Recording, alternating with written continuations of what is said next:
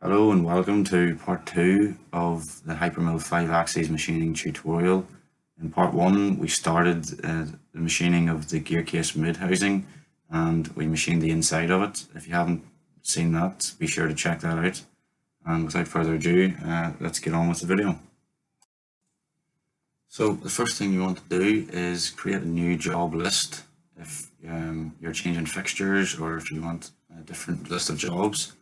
So the first thing you want to do is set your WCS. So we'll just orientate this here. If you are changing fixtures, you need to import the fixture as a component and then select it in the setting up of the job list, which we'll get to soon. So at the minute, just setting up the WCS work coordinate system.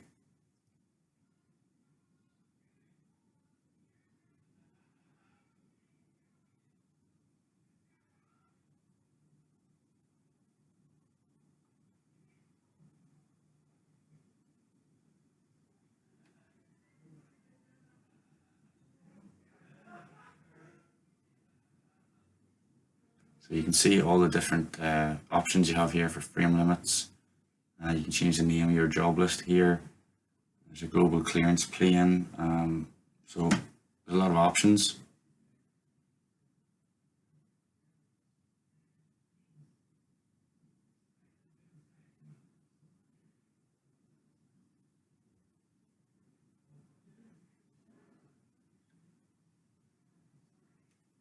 And you can see here in part data, there's options for stock model, and fixture. So the clamp there was there for the fixture originally. Now we can change it to select the surfaces of our fixture. So we just select the surfaces here.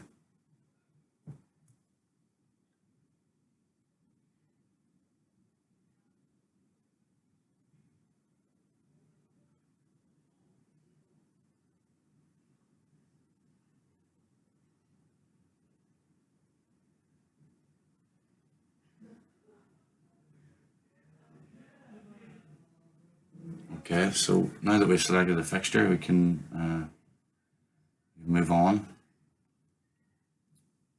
So fixture area, you can change the name of it here.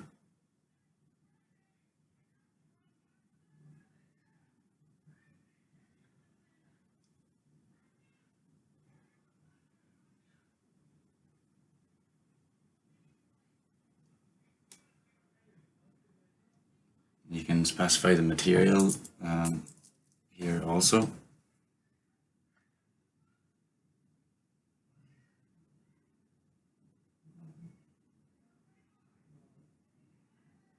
You can also select your machine.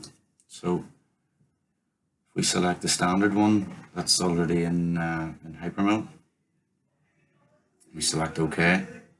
And if we go back to the first job list and making sure that it has the same machine. So there we go. Now, one thing you do need to do if you are creating a new job list is you need to make sure you have your stock chain up to date in the first job list. So you need to right click stock and create a stock chain for each job and calculate the stock after each operation. You can see I'm just going through the jobs here, creating the resultant stock because it updates after each machining operation, and we need the final resultant stock to take into the next job list, otherwise the stock would reset to its original state.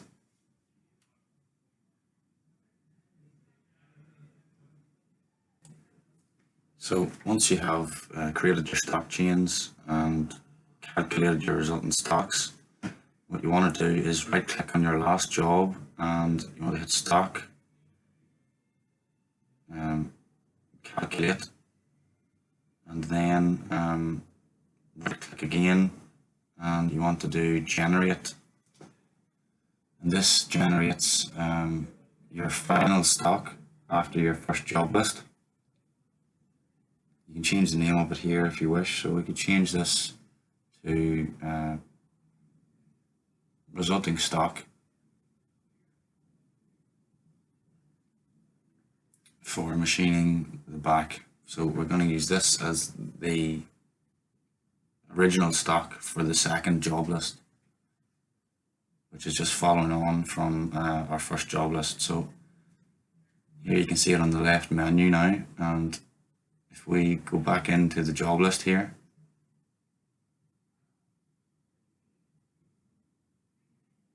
you can also select toolpaths for that you have saved. So if we go to part data, you can define your stock model. So if we click resultant stock, the one we were only after creating, we can select that and select our model as well. So now that's us all set up for our next job list. And the first thing that we're going to do is an arbitrary stock roughing, and we're going to use an end mill, and we're going to use a 10 mil bit or 10 mil tool. Again, selecting the appropriate settings for the operation, and selecting the heights that you want to use.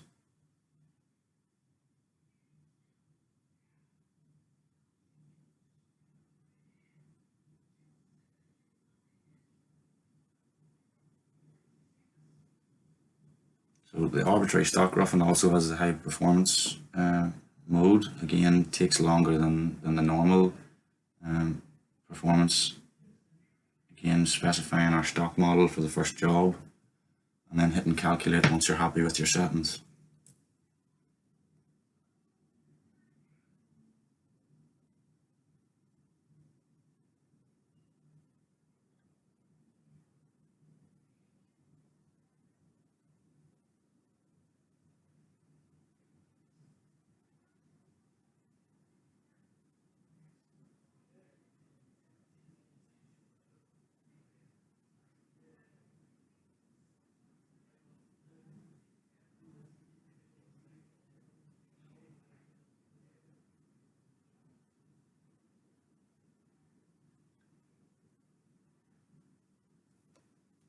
So there you can see our toolpath has been generated. We have a warning here, stop due to collision. So if we try and change some of our settings, some of our parameters here to avoid collision,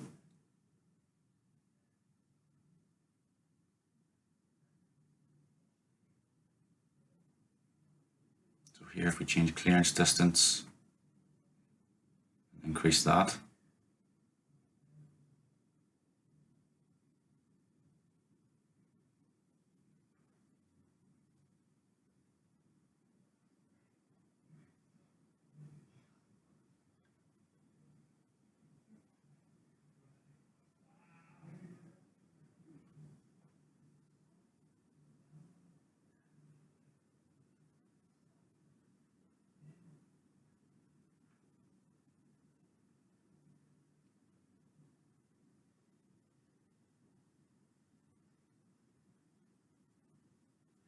Okay, so our toolpath has been generated now.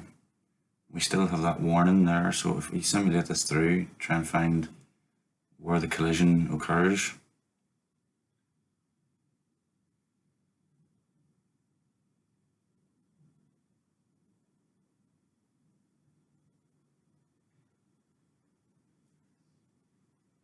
So if we play this through,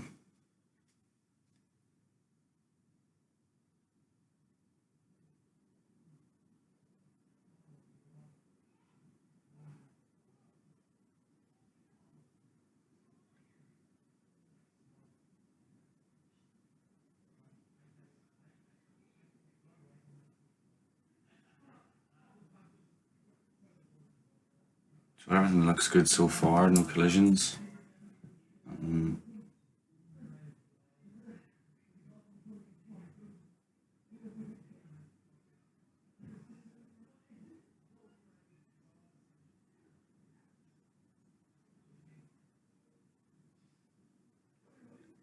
There you can see The mill housing is starting to take shape now.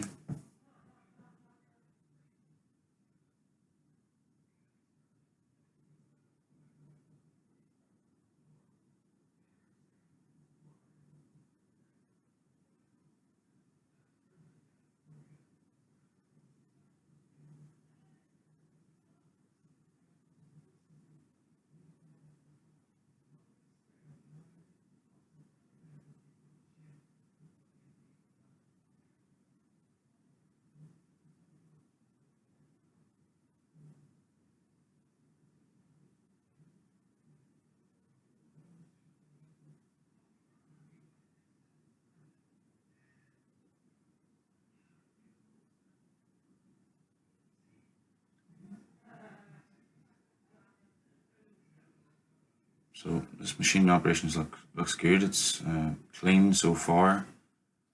It's machining the right areas. It's starting to take shape. So there you can see no collisions found. So that's good news. That means a successful operation.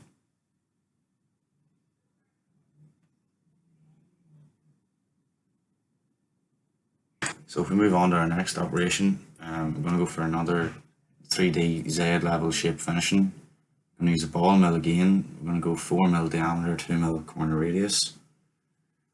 Select our frame here, then heights and our parameters. Again, making sure everything's set up for our operation. We're going to use the select surfaces milling feature, and we're going to machine the small top fillets and chamfer on the top of this mill housing. And then making sure again, once you're happy with everything else, you can go ahead and click calculate toolpath.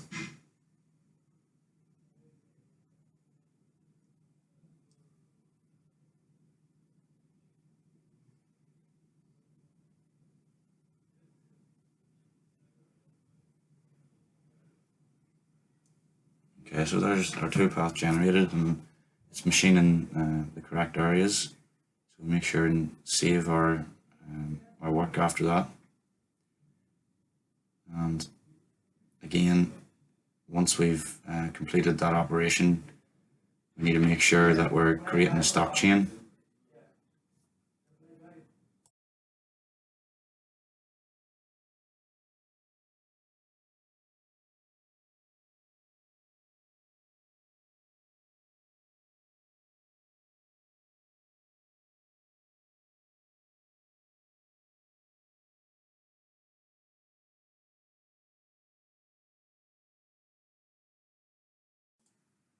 So your stock chains are actually a good way of seeing which operations you need to complete next.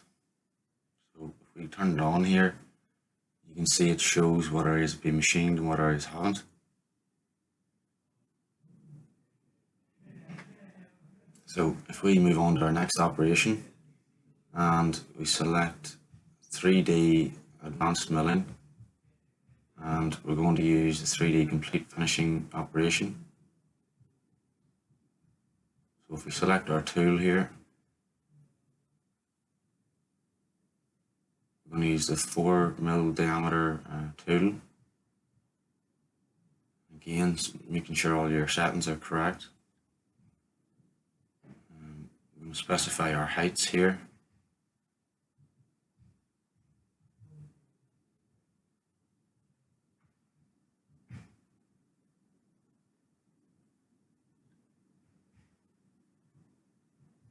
So you can change your step overs or step downs,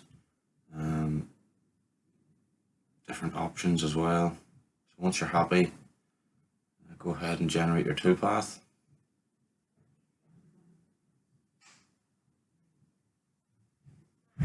And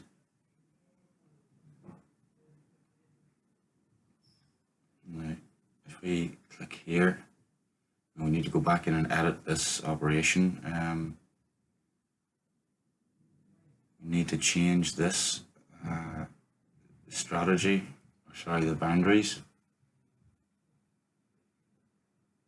And if we choose flat areas only, that's what we didn't select the first time. So we see that if that solves the issue, And there we go, our toolpath has been generated after the flat areas was selected. So if we create our stock chain and calculate the stock, yeah, there you can see the flat areas have been machined successfully. So if we move on with the next operation, again, we're going to go 3D milling, 3D profile finishing, and we're just selecting our tool here. We're going to use an end mill, and if we select the 6mm bit, sorry, the 4mm bit, we'll go with a slightly smaller tool.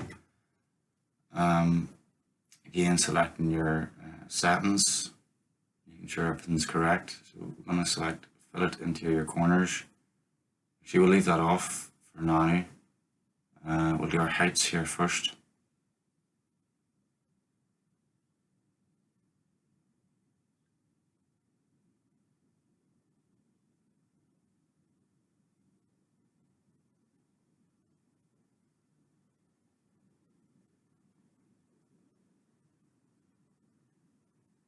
And again, in this operation, we're going to use the select faces milling feature.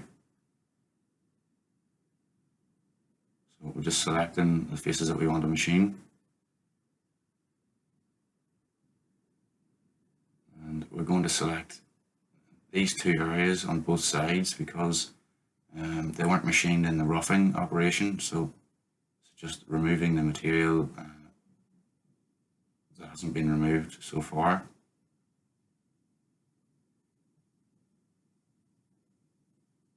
Again, making sure everything else is okay, and then once you're happy, clicking generate or calculate.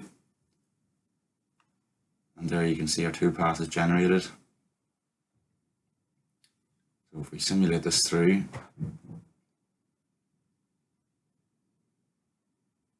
there you can see it's machining the areas that we want machined, and the collision check is complete as well. So if we go back in and add surfaces to this this operation, we can actually machine a wee bit more around these edges that hasn't been machined yet. So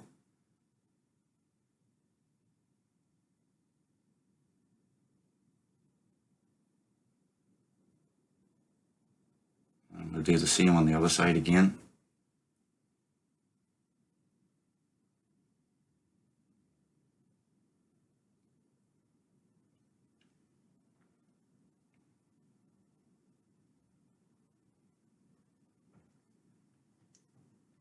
So again, just calculating our toolpath. And there it's been generated. So if we simulate this through now,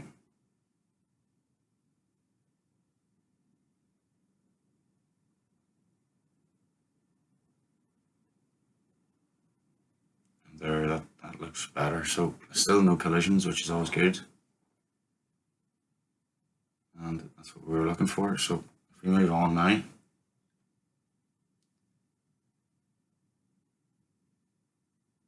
we just create our stock chains and then calculate the resultant stocks.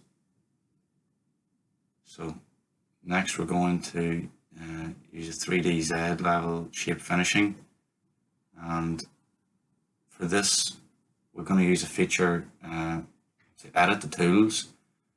So this is already in the Hypermill software where you can input specifications for tools. So here you can see the tool builder. There is the graphic there as well to show you the different lengths. So very easy done, easy to use. And there the tool has been imported already to the operation. Now we're just selecting the rest of our settings, making sure they're correct for the machining. I'm going to use this select surfaces again for the milling operation.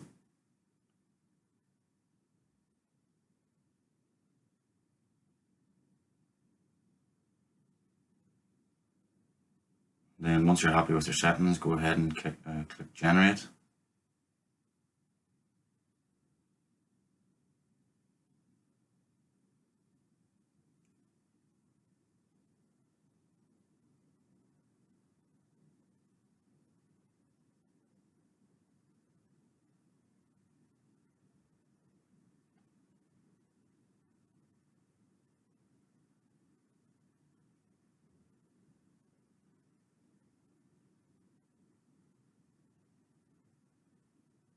can see the toolpath starting to be generated. Okay, so that looks good.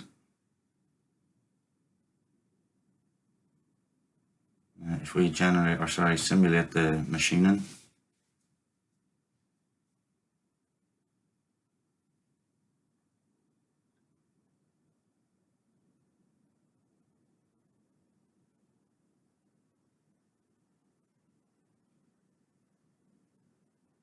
okay, so it's leaving a good surface finish on that fillet that we're looking to machine.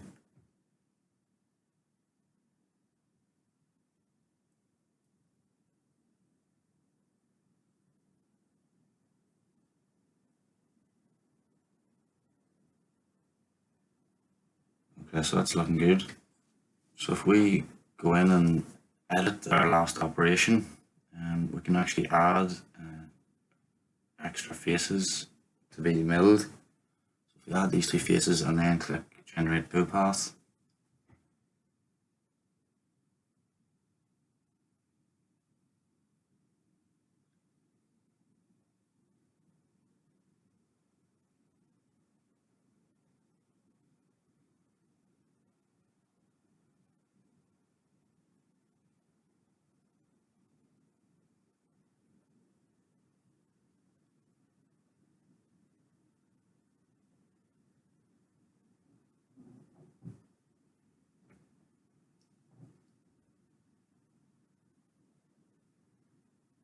so here you can see the tool path is starting to be generated.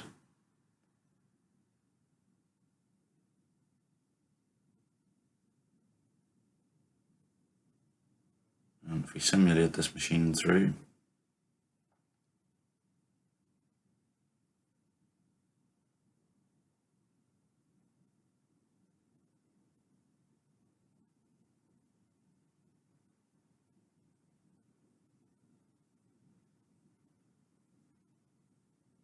yeah, so that's looking good. It's leaving a good surface finish on both faces, on both fillets, so that's what we're looking. So again, remembering after each operation to create your stock chain and calculate your resultant stock.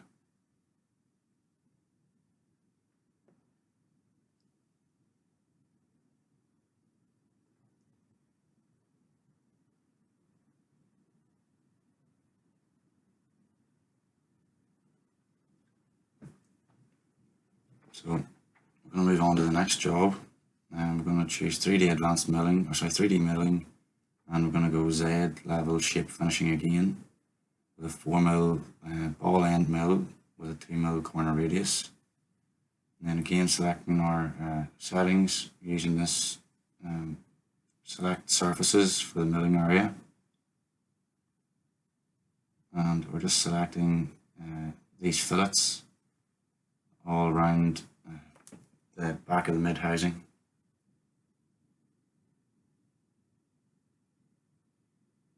So again, once you're happy with your settings, go ahead and click generate.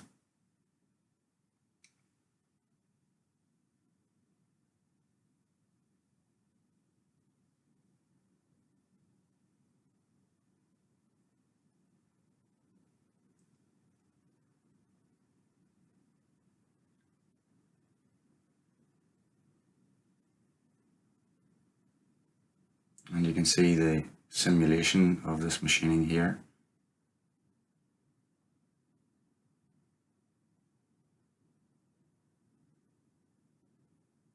Yeah, so it's machining the right areas and it's leaving a good finish in those fillets.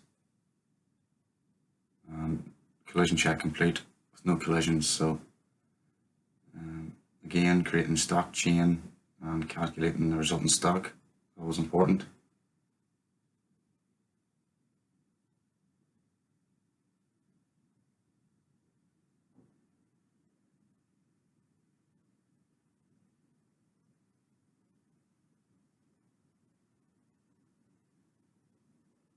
So if we move on then to the next job, we're going to go 3D Z level shape finishing again, and this time we're going to use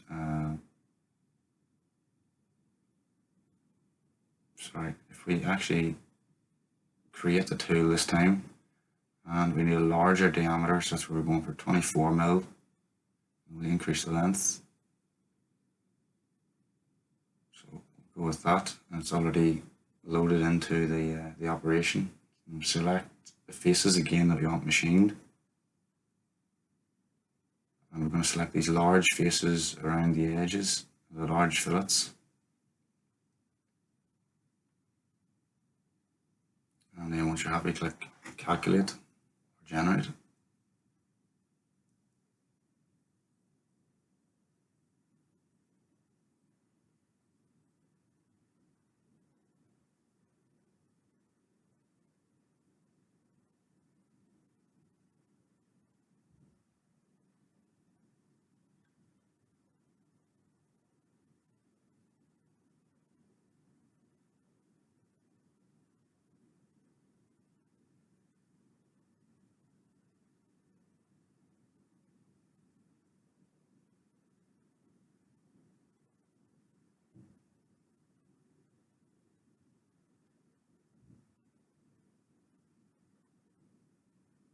So there's the toolpath starting to be generated.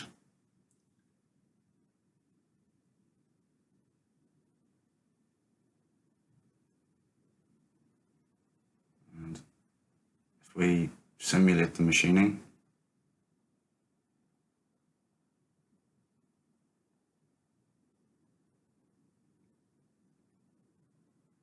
yeah, it's machining those fillets around the outsides.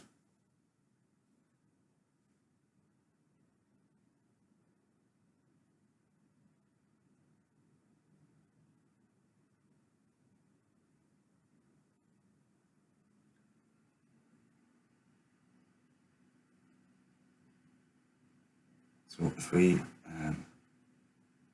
edit this operation, it's taking a lot longer than we expected. So we see the vertical step time is 0.1. If we change it to 0.5, or even if we go 0.5, it should increase the speed of generating the toolpath and simulating the machining. And if we narrow down the heights, that will also reduce the generation time for the toolpath and the simulation time for the machining. So reducing your times is always a good thing to remember.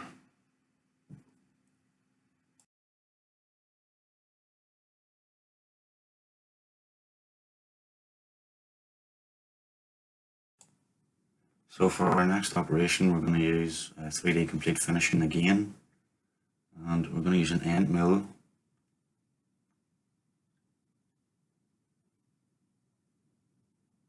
And actually, for this operation, we're going to make our own, or specify our own tool.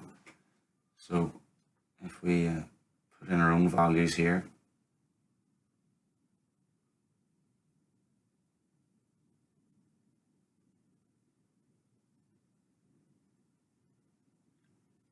and then we specify the rest of our settings. We're going to machine the steep areas around the pockets.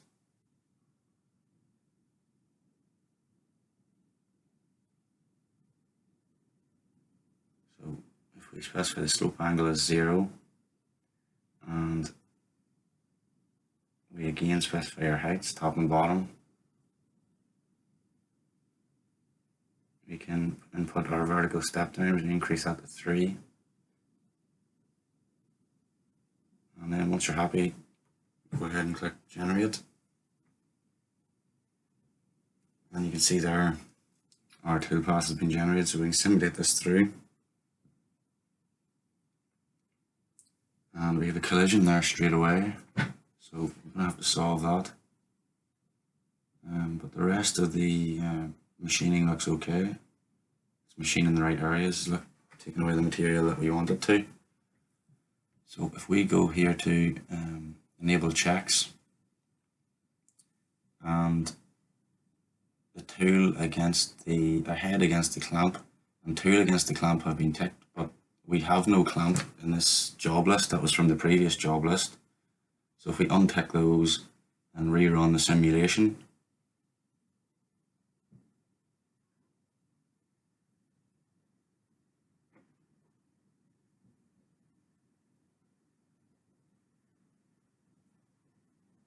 Yeah, there you can see no collisions found, so that's good. I'm happy with that.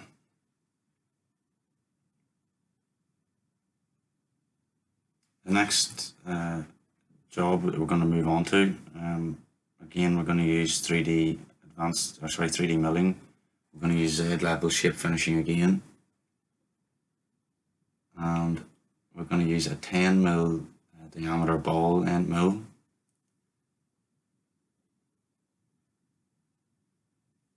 And vertical step down, we're going to change this to 0.5, and I'm going to use the select surfaces feature again.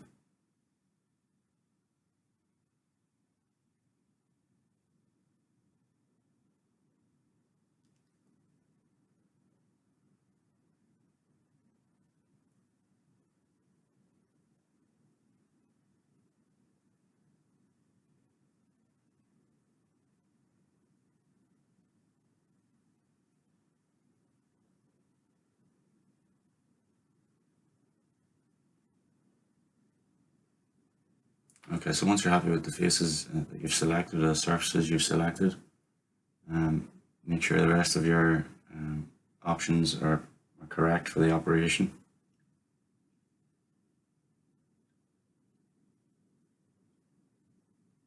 And then once you're happy, click generate again.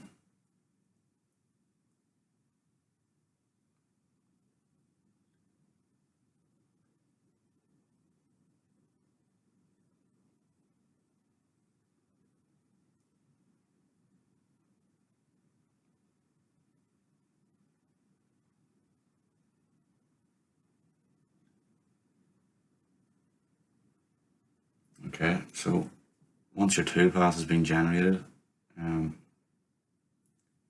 could go ahead and simulate it.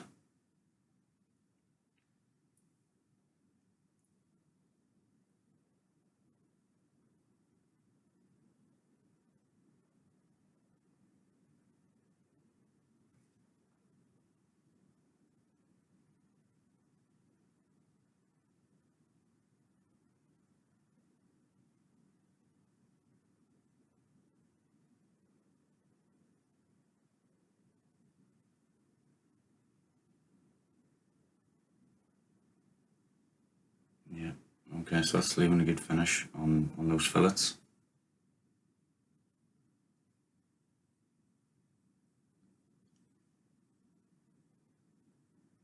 And no collisions found as well, so that's always good news. If we go in and edit this last operation though,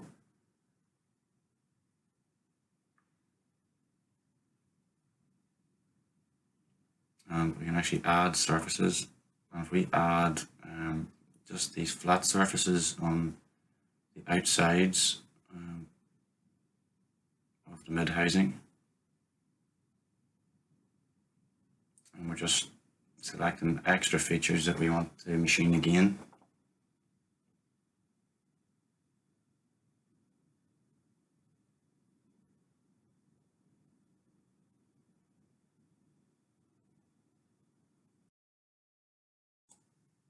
And then again, once you're happy with the rest of your settings, click generate. So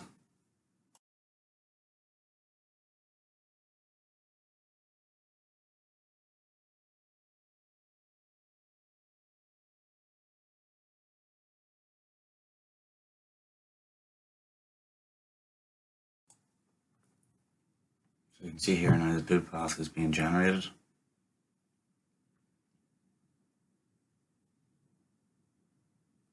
And we're just going to go and simulate this through.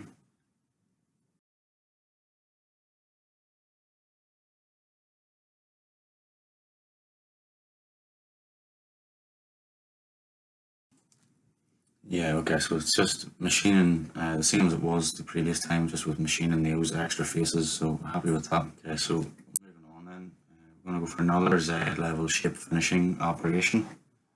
We're going to use ball end mill, 10mm diameter. Again, specifying all our parameters with our heights here first.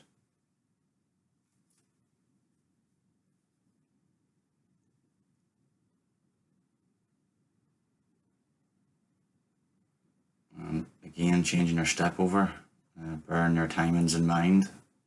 And we're going to use this select surfaces feature again, and we're just going to select this fillet right the way around the back of the mid housing.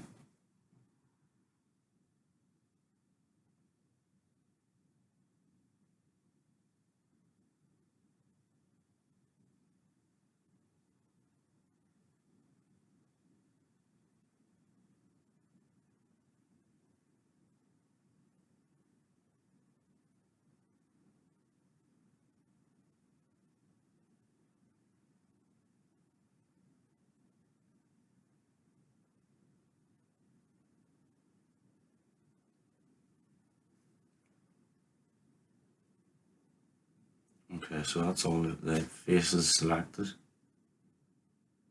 Now making sure all the rest of our options are accurate, correct for the operation.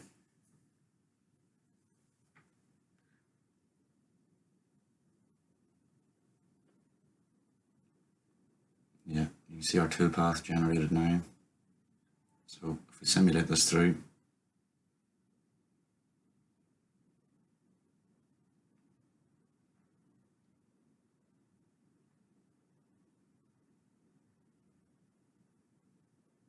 yeah, that's leaving a good finish on that fillet right the way around. So very happy with that. Successful operation.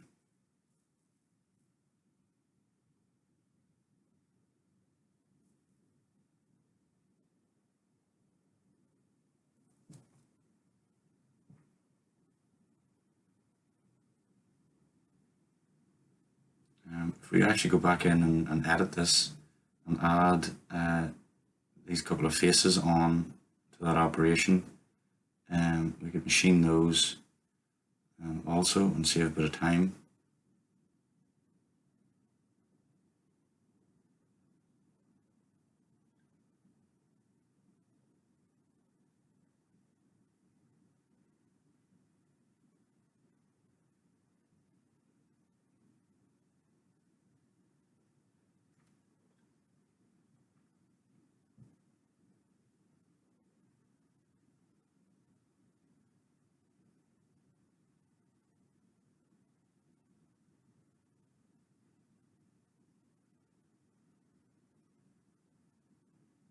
Okay, so remember creating your stock chains and calculating your resultant stocks after each operation.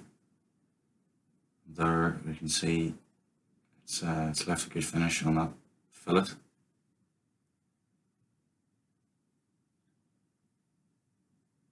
So if we move on then, we're going for another Z level shape finishing. It's very useful, this operation or this job type, and you can use it for almost anything.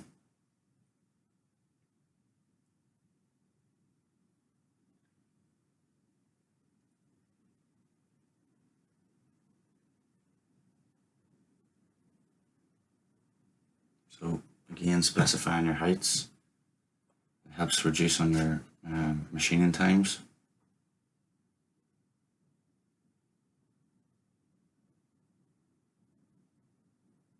And changing the step over, just being very wary that it can add to the machining times a lot. And then we're just going to select these fillets along the bottom of the mid housing.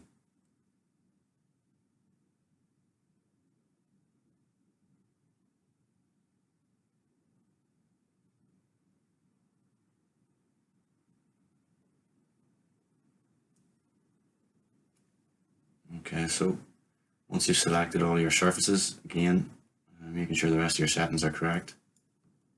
Once you're happy with them all, go ahead and click generate.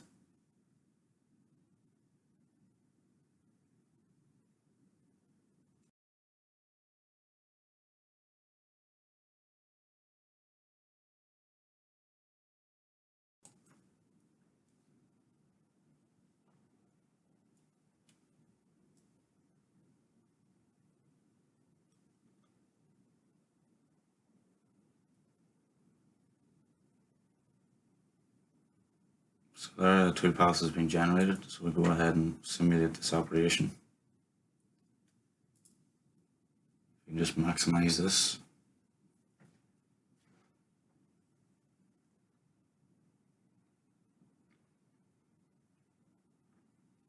Yeah, you can see it's machining along those fillets.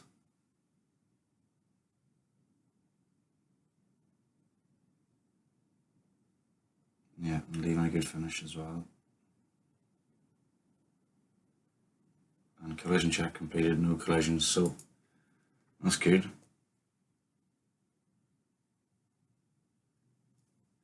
Now, remember to create your stock chain and calculate your resultant stock. And then what we're going to do is we're going to make another Z level shape finishing operation with another 10 mil ball end mill.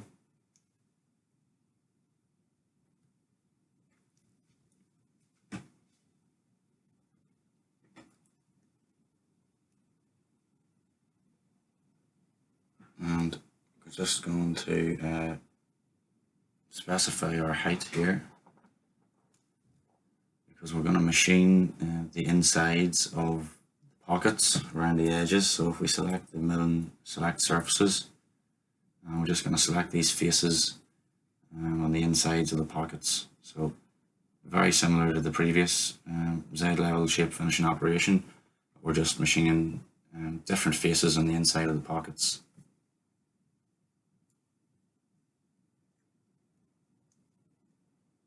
So once I'm happy with that, go ahead and click generate, and then it's going to generate a similar toolpath to the last operation, just with machining the inside pockets instead.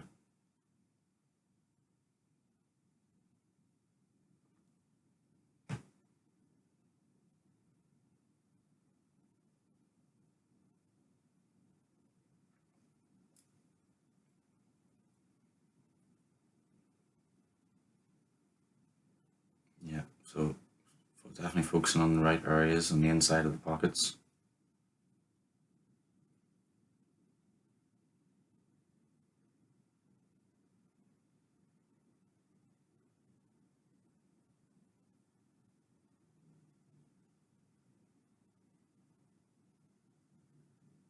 And there the toolpath is starting to be generated. So if we move on, then we're going for another Z level shape finishing. We use a slightly smaller tool for a 4 mil diameter. Then again, specifying our heights.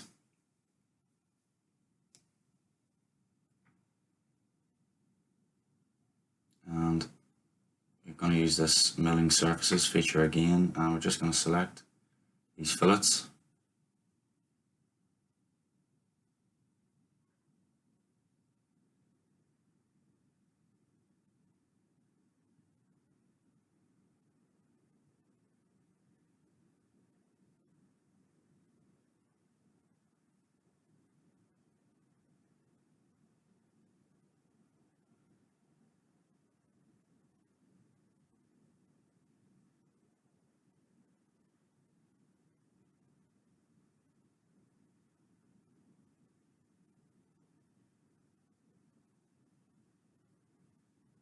So once you're happy with your surfaces that you've selected, again, clicking generate.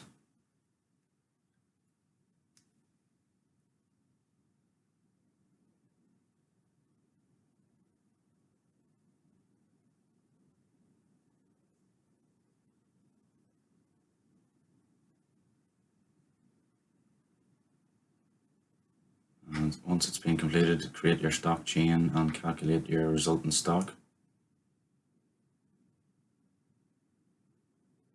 You can see the resultant stock here. So next what we need to do is Z level finishing operation, normal Z level finishing, and we're going to use a 6 mil diameter bit, ball end mill. Again, selecting our heights.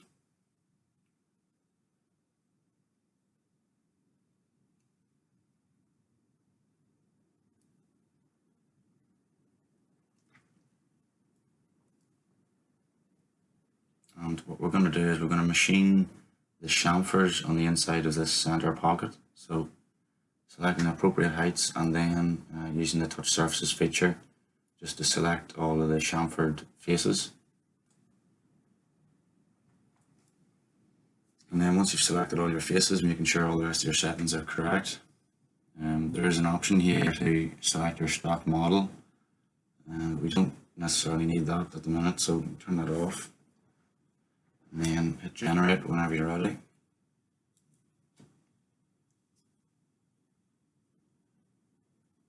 And actually what we're going to do is reduce the step over, because you can see from the toolpath that there's large gaps, and that's not the way we want it machined. We want it smooth chamfers. So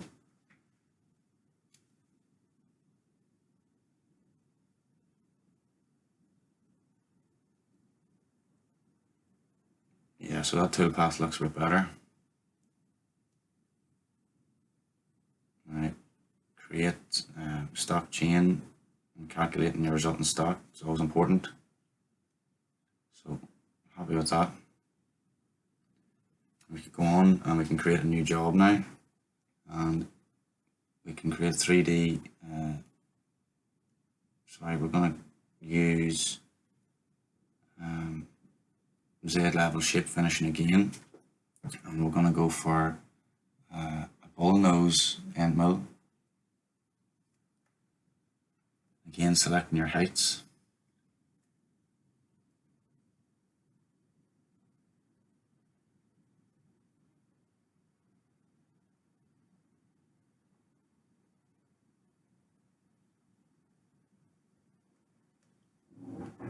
And then we're going to do select faces or select surfaces feature again to select these chamfered edges on the insides of the pockets around the housing.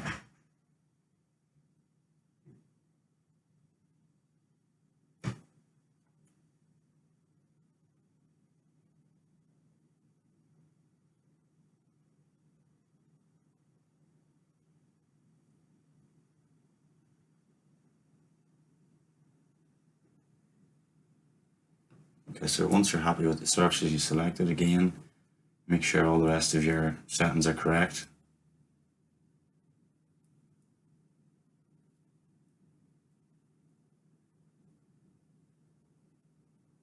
And then when you're ready, hit generate.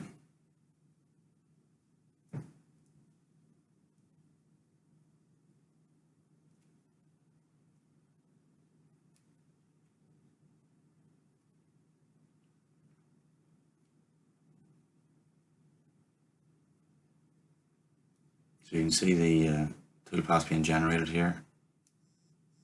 We're definitely in the right areas.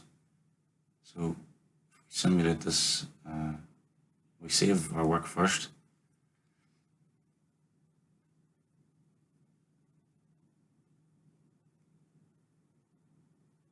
And then if we simulate this operation through,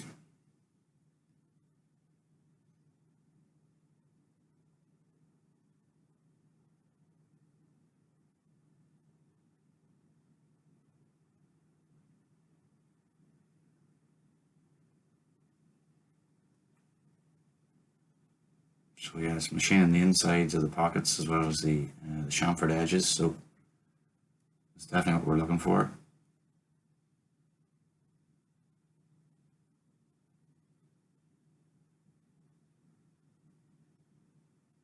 Okay, so again, creating your stock chain and calculating your resultant stock. So if we create a new job, and again we're going to go for 3D Z level shape finishing, and we're going to use an end mill rather than a ball mill. We're going to use 10 mil diameter, and what we're going to do this time is we're going to change our origin using this button here and selecting 3 points. So you can select the top, the middle and the right side, and you'll see that it moves the origin of the operation, and we can select the top of where we want to machine by selecting here. We're going to machine these holes on the sides of the mid-housing. We select your bottom, and then you can select the surfaces on the inside that you want machined. So it's a very handy tool. And then once you have that selected, again making sure everything's correct, and then go ahead and generate your stock or generate your toolpath. So if we simulate this through and have a look at how it performs.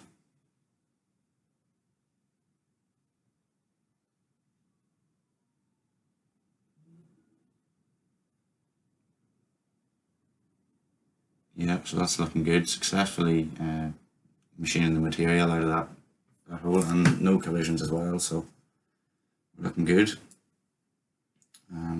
If we go back into this now and change the vertical step down, because it did take quite long there to machine it, so we change the step down to reduce our time.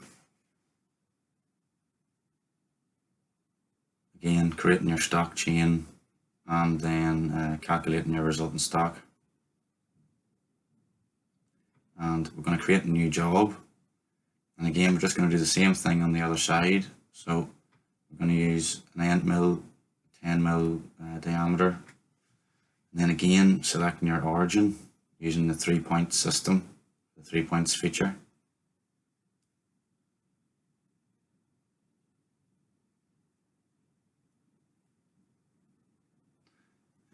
Again selecting your heights, very important. The heights are for this operation.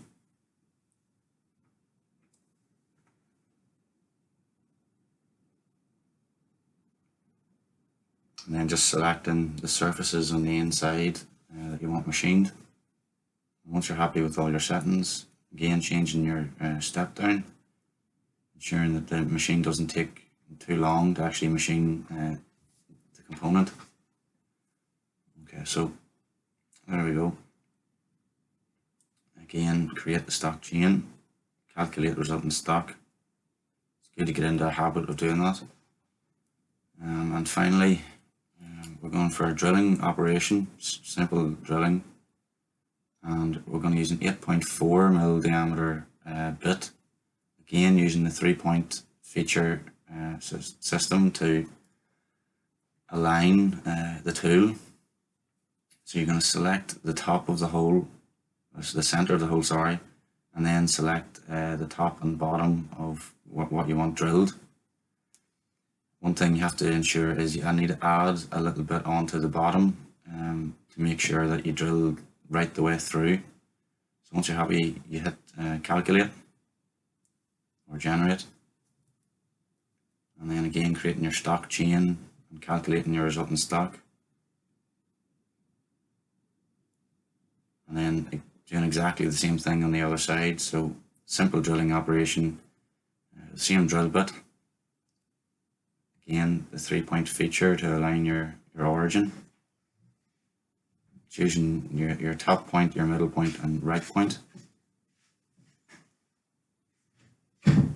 You can use these arrows to rotate the axis.